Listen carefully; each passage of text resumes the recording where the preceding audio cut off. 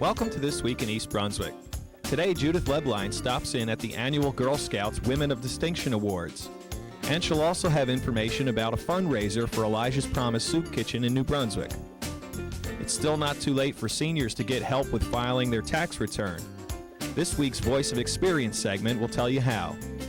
We'll have a review of Monday's Town Council meeting and more, so stay with us.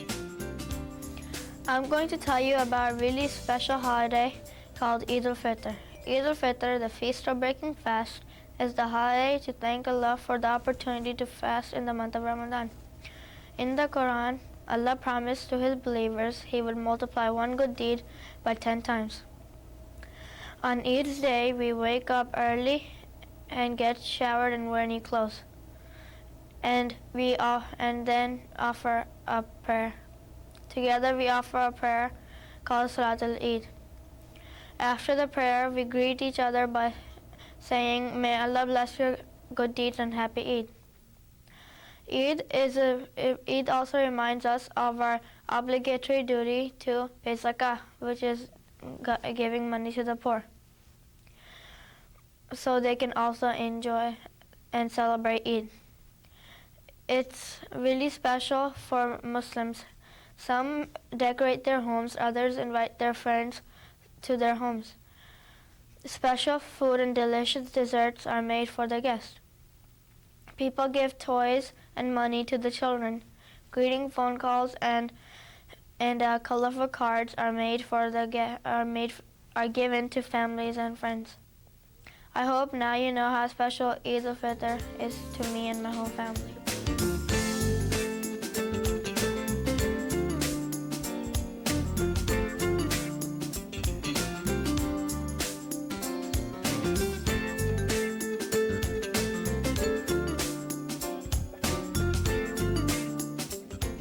Hi, I'm Sharon Riley Morosi, Assistant Director for the East Brunswick Department on Aging, and this is the Voice of Experience. Today we're highlighting our Income Tax Assistance Program, and with me is Bob Selinger. Bob is the coordinator for our program. Bob, what can you tell us about the Income Tax Assistance Program? Well, our program is geared to the seniors in East Brunswick and Milltown. You have to be usually 60 years or older, and difficult returns are not prepared by us, but we make that decision on a case-by-case basis. So you have to have a simple return. What type of documents should people bring with them? Our expectation is they bring a copy of last year's return, especially if we made it out, and their records for the current year. Okay. And how often are you here at the Senior Center? We're here on Wednesdays and Fridays. We started on February 4th, and we'll finish hopefully March 31st, or go to April 15th if it's necessary. Are appointments necessary? Appointments are definitely necessary. We schedule at 9:15, 10 o'clock, 10:45, and 11:30. Any other assistance provided? We also do the property tax reimbursement or PTR form for them. We've done their gold card, and whatever other assistance we can give them, we do. So if people need a PAD application filled out or Senior Gold, you do that also? We have done that, yes, this year. Yes, we do. Okay. Thank you, Bob. For more information about our Income Tax Assistance Program or to make an appointment, please call 732-390-6896. And please remember, the East Brunswick Department on Aging is here to help you and yours age successfully.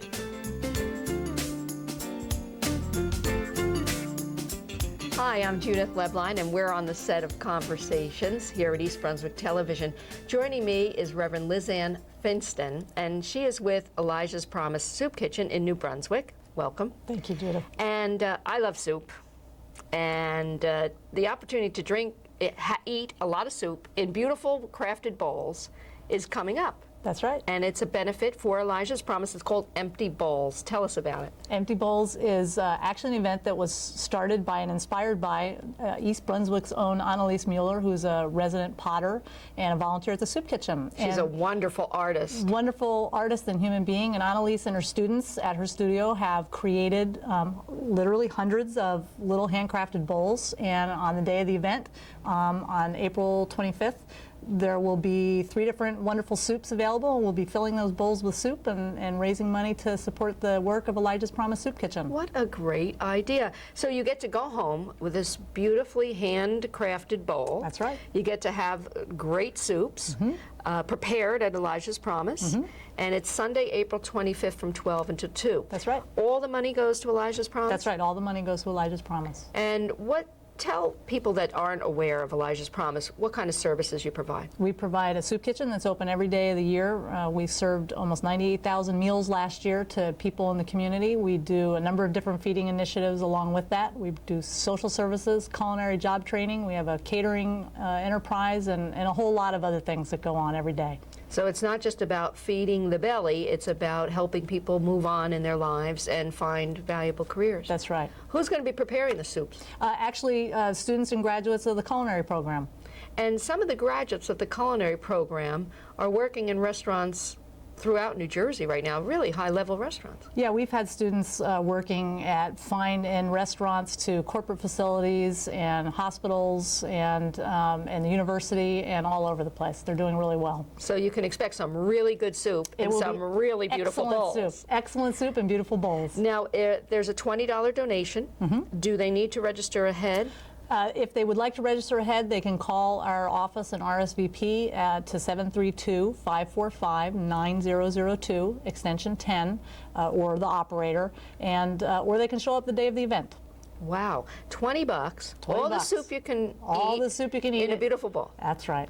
Well, and we'll throw in some bread and dessert You and drinks you too. can't beat that. Now, there's another big event coming up that, frankly, people just run to, and that's Chef's Night. Tell us about that. Chef's Night will be coming up this year on Monday, June 14th, and that event is a wonderful event that brings together local chefs who come out and prepare wonderful culinary creations, and people dine and enjoy a nice evening of great food and good company, and again, all the funds raised from that event support the culinary training program. And there's lots of prizes, and anyone who's anyone is there. Well, if you're there, then that's the case. Well, I've been to Chef's Night, Yes, and I'm you going have. to tell everybody it is a great ticket for a great organization.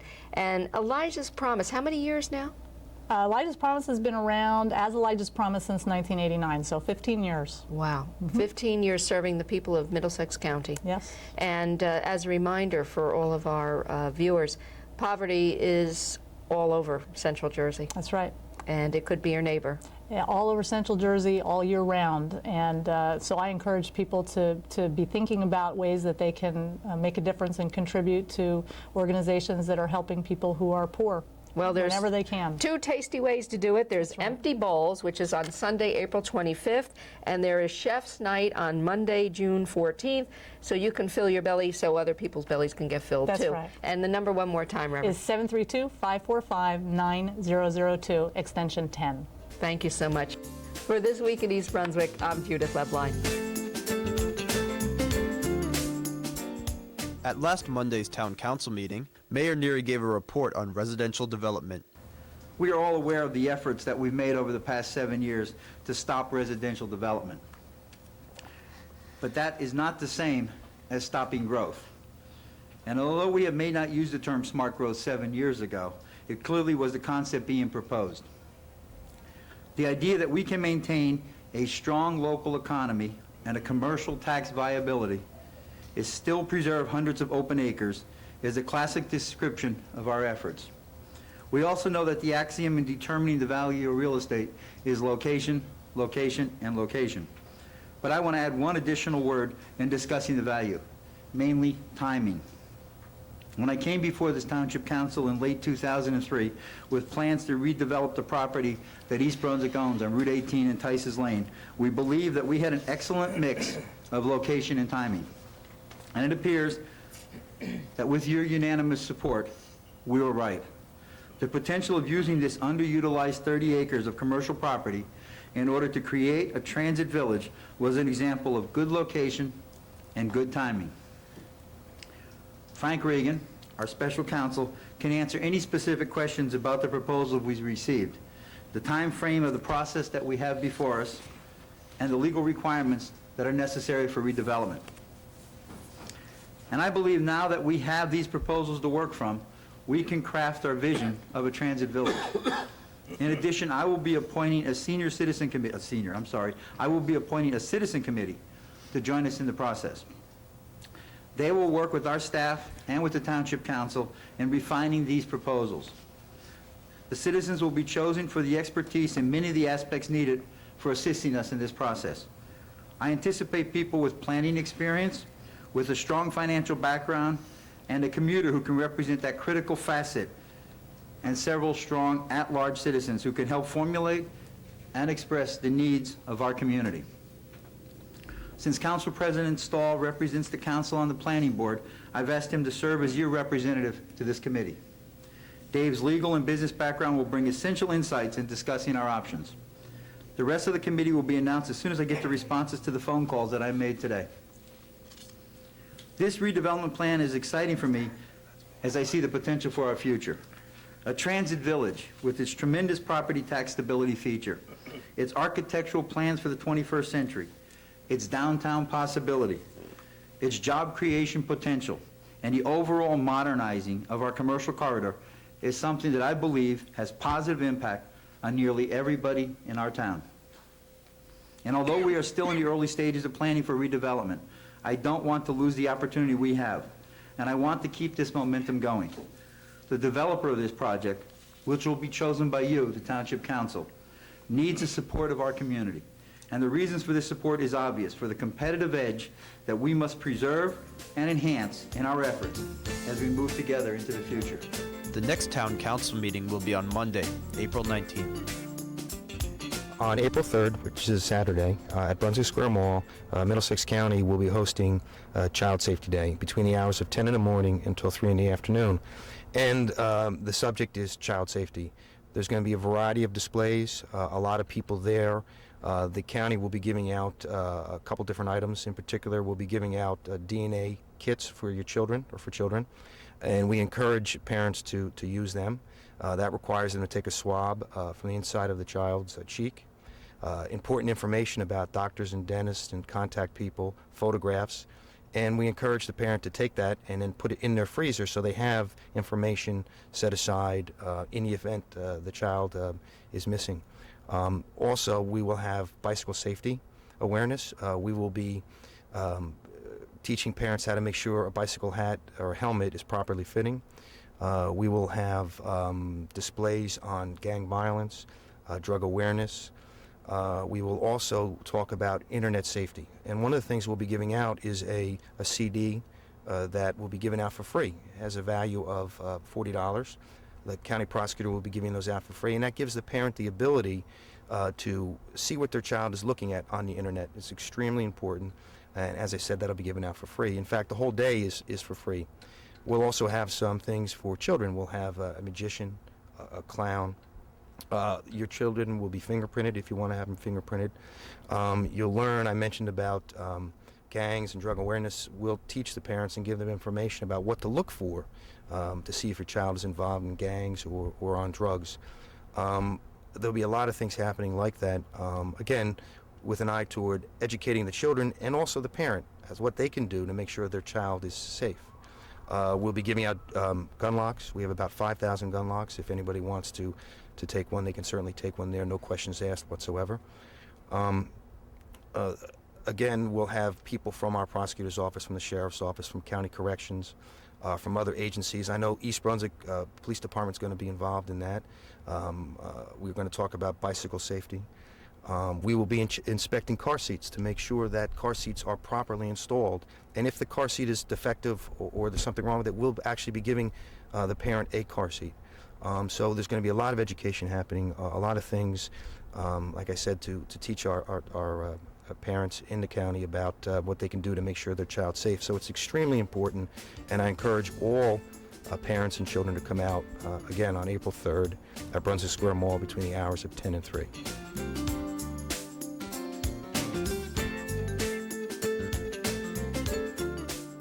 If you're thinking about starting or expanding a small business, there's a group right here in Central Jersey that can help you for free.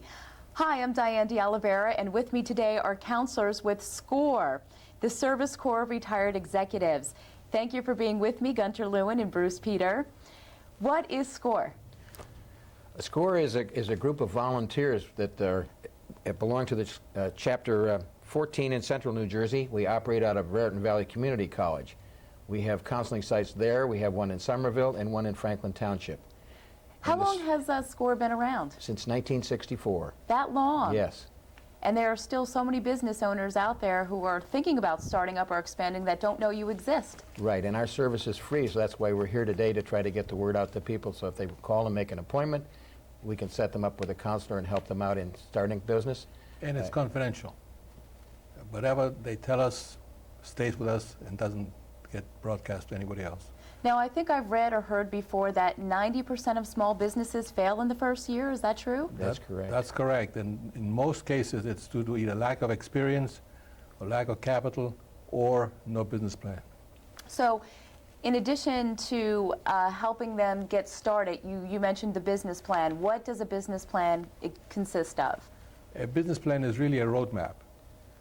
It has a mission, which is the goal that the company or the individual wants to achieve, and it's time frames. I want to have so many customers at such a time. I want to have so much profit in 6 months or whatever. It's a roadmap as to where the business should be and when it should be there. When people come to you for help, what are some of the most common questions they ask? Well, usually financing. Financing, The first thing biggest is, one. how do I get money? How do I get the money? And of course, S.C.O.R.E does not make any loans. We can explain to them the sources of financing, the most economical one. But in order to get financing, they need that business plan anyway, because if they're going to a bank to get a small business administration guaranteed loan, they're going to need a business plan. So we usually start them out with a business plan. Get a good business plan going. Come back to us, we'll critique it with you, we'll tell you what kind of changes or what things you should modify, and we help them get going in that direction, and that's the first step in getting financing. And this is a volunteer organization. We're entirely volunteers. Mostly, all of us are retired, some younger than others, but we all retired. We have diverse backgrounds: retailing, manufacturing, banking, international marketing, finance, internet, technical, new product development, all kinds of previous backgrounds that we bring to the client in our experience in the corporate world. And you mentioned internet, and everybody is hooked up to the internet these days. It's 2004, and one of the great things I noticed about S.C.O.R.E is that you offer internet counseling. So if somebody doesn't have the time maybe to come into one of the sites here in Central Jersey, they can at least log on to the internet and get help that way. I personally get somewhere like 14 or 15 cyber counseling sessions a month. How much time do you spend with each client? On a face-to-face, we have an hour. On cyber counseling, on email, I try to limit it to between 20 minutes and half an hour. That's all. And how many sessions would somebody have to go through before they're basically ready to get started? That depends on the individual and the type of business that they're going to. Since the service is free, they can come back as many times as necessary until they feel comfortable that they can go off on their own. What types of clients are you currently helping, or businesses are you helping get started? Primarily, the type of customer that we see, at least in this area, are the ones that want to start a business because they think that there's a need for it. Childcare, transportation, medical billing, that type of thing. But it depends on the individual. It isn't just starting a business, it's experience and we want to do the homework. Now, you also offer various seminars and workshops. What types of things can people learn at these workshops? We start with a basic one: how to write a business plan, and why, when, and how to start your own business. We offer one on franchising if you want to be interested in getting into a franchise business. So we cover a pretty good broad scope of things there, and how to buy a business if you want to purchase a business. We also we offer on financial matters, how to structure your finances, both family and business, which a lot of us don't do well. And how often do you offer the seminars and workshops? They're usually, we have between 6 and 8 a year, usually in the fall and the spring. Okay, and for people who want more information about S.C.O.R.E, can you give a phone number and a website? The website is www.scorechapter14.org. And the phone number is, it's 908-526-1200, extension 8235. Gentlemen, thank you very much for being with me today. For Making a Difference, I'm Diane de Oliveira.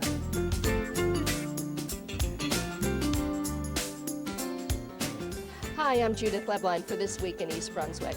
I'm here at Forsgate Country Club for the 13th Annual Women of Distinction Award ceremony for the Girl Scouts of Delaware Raritan. They're located in East Brunswick, and girls all over the region will be coming here tonight to not only celebrate Girl Scouting, but to begin a mentoring program. 6 women from this area have been selected as Women of Distinction. They will mentor 6 exemplary Girl Scouts for the next year. We'll be meeting some of them right now. Tell me about the Girl Scout that you will mentor, Heather Rum. Well, I've had the fortune of knowing Heather Rum for a long period of time. She and I traveled to the same church together, and when I found out that I was going to be mentoring, I didn't have any idea that it would be Heather. So it's wonderful because I've seen her grow as a young woman. I know the leadership she's taken in the church, and it's just a great opportunity to be sharing this with her. Now, Heather, congratulations to you. How long have you been a Girl Scout? About 9 years, almost 10, yeah. And you had a very special project recently. Tell us about it. Well, it was for my Gold Award project, and basically I was supposed to put together 10 to 12 quilts, but I actually ended up making 14 because I had leftover materials. And I went through Amy's hospital and got to deliver one of my quilts to one of her cancer patients that were there, so it was pretty good. Now, tell me what you hope to gain this year from mentoring from Amy Manso. Well, it's an honor to be mentored by someone, and having it being Amy is just really awesome because I've known her for all my life, and she's just a perfect role model for me, and it's just a great experience. Well, congratulations to both of you, and enjoy the evening. It's going to be fabulous. Great, thank you so much. Now, there are many goals with tonight's program. One thing is fundraising, but the other is a mentoring program that will go on for time to come. And tell me, why do you think it's so important for women in industry to have mentors? Well, it's important because you don't want people creating this or doing the same mistakes over and over again. And if Allie can learn something, some one thing from me that can help her move ahead faster in the future, I think that's a great thing. You have quite a career in Girl Scouting. Tell me about your very special project you've completed recently. Oh, thank you. My project, I'm doing it as my Gold Award, and I'm creating a nature center for my town, Lawrenceville. The Nature Center will be open for the community and teaching kids about the environment they live in. I wrote a grant to the Lawrence Township Community Foundation, and I received $2,500. So I was able to buy the supplies, and I worked with the township, and they helped me fix it up and make it into a nice place.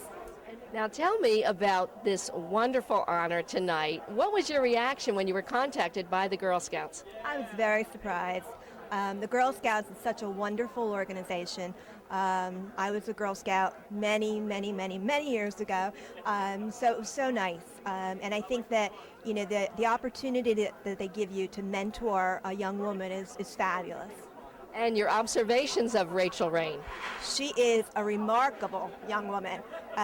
When I saw her resume before I even met her, I thought, when I was a teenager, I thought I was an overachiever. Then I read Rachel's resume and thought, I'm a slouch. I did nothing. So Rachel is destined for success, definitely. Now, Rachel, you've had an opportunity to spend some time with Barbara Jones. Tell us about her. Well, I just learned that she is one of the most smartest and most creative people, and she has so many different friends and so many different kinds of people that she gets in touch with, and she really relates to them. Now, what is it that you hope to do with your future? I hope to major in biochemistry in college and then move on to become a doctor. And I hope that I can someday be almost as wonderful as Barbara Jones.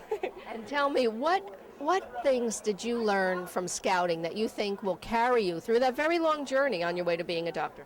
Oh, everything about leadership and serving the community and all the different organizational skills I learned through Girl Scouts and having an office and being able to take care of something. I am the Executive Director of the New Jersey Redevelopment Authority. In a nutshell, my job is to go throughout the state and redevelop New Jersey's urban communities. I do it through investments of direct loans, bond financing, and special initiatives on behalf of the state of New Jersey. Hard work, but a very worthy cause, getting people into housing that need it most. In getting to know the Girl Scout program and the experiences that you've had, what do you think you'll take into your professional life from scouting? Leadership. You need a lot of leadership to get through life, all the ups and downs, and you always need the strength to keep going. Now, you've met Leslie Anderson and you've had some time to spend with her. What do you think that you'll be able to learn from Leslie? A lot of hard work. She's very determined, and to me, she's a great role model, and I hope to be able to be in her shoes one day. When you were first contacted by the Girl Scouts of Raritan, what was your reaction? I was absolutely thrilled, and I thought, I don't think there are probably too many women that have been contacted who actually hoped to get this. I sort of worked for it. And that's because Girl Scouting was very important to me when I was growing up, and I feel I could write a book called Everything Important I Learned in Girl Scouts. So it's really great to be able to say thank you to an organization that I think had a lot to do with raising me and turning me into the woman that I am. Now, Megan, music is a passion that you share with Marcia Wood, is that right? Yes. And tell me about your experience in Girl Scouting and how you've been able to incorporate music. I went on a wider opportunity over the summer to California that explored behind-the-scenes movie making, and the project that we worked on the whole time was creating music videos. Each group got to create their own music video. I think that you'll agree after meeting many of these women and young Girl Scouts that indeed these are women of distinction. For This Week in East Brunswick, I'm Judith Leblein.